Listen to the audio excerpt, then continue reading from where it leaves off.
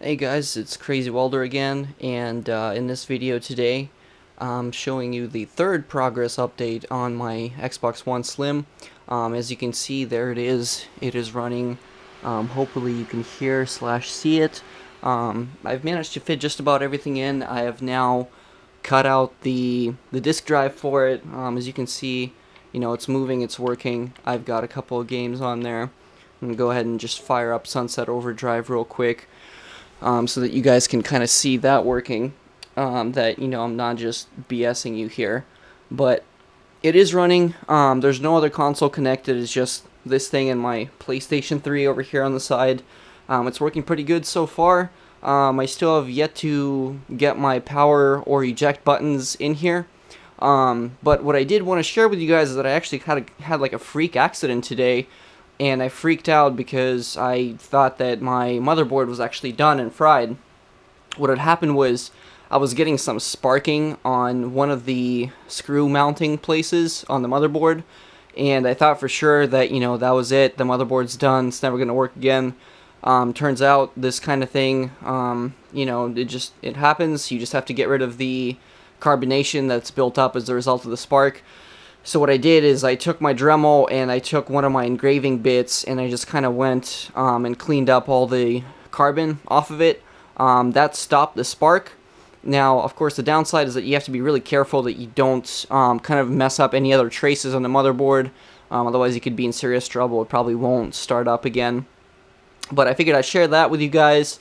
And basically a pro tip is if you end up mounting stuff the way I did, which is that I actually have screws that point up and into the motherboard. That way I only have like a tiny little space at the bottom as opposed to having a nut at the bottom, which would catch on a lot of things and would scratch up, this, for example, nice cabinet over here.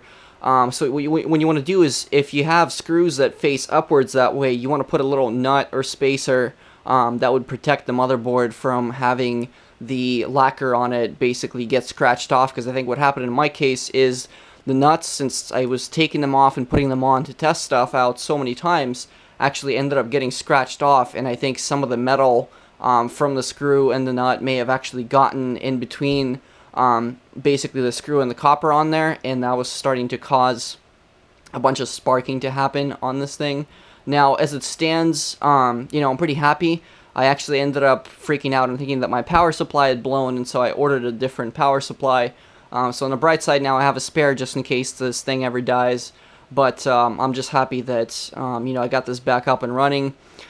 There's still a couple of things left to do. Now at this point, the Wi-Fi card is actually mounted. Basically, all I did is I dremeled a couple of the standoffs for the hard drive that originally came with my old Xbox One case, and I screwed the Wi-Fi card into those little standoffs, the plastic standoffs, and I hot glued the standoffs inside the case, and now the Wi-Fi card is just sitting in there.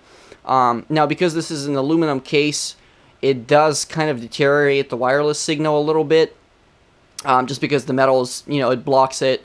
So it's not going to be as good as it would be in the original Xbox One, because in that case, the Wi-Fi card was actually sitting on top of the metal encasement that was inside of it, and then on top of that was just plastic. So it was a little bit of a better Wi-Fi signal, but I don't think it's going to be too much of an issue for me, because chances are in time I'll start running wired, or since I don't really play online that much, it's not really going to be a big deal. So that's kind of the update so far. I haven't really done too much else to the case so far just yet. I think ultimately I might paint it, I might not. It just depends on kind of how much time I have and whether or not I end up thinking that that's a worthwhile sort of investment for me to do that. We'll just kind of have to see. At this point, I think it's primarily complete. The fact that I can actually play my games is pretty awesome. I'm excited to have this thing back up and running again. It's just super, super legit. And I love the fact that this is actually slimmer than the new Xbox One Slim that's just come out. Now, obviously, I don't get the 4K output or the HDR, or the 1 terabyte hard drive, but the nice thing is that with this, I only have 2 screws to take off to get to the internals, and then should I choose to, I can go ahead and just take those out and be done with it, basically. So that's my update so far. To give you guys a little kind of look here see what it looks like. This is basically it. The console looks super cool. I love it a lot. So hopefully you guys enjoy it, and I'll see you in my next video.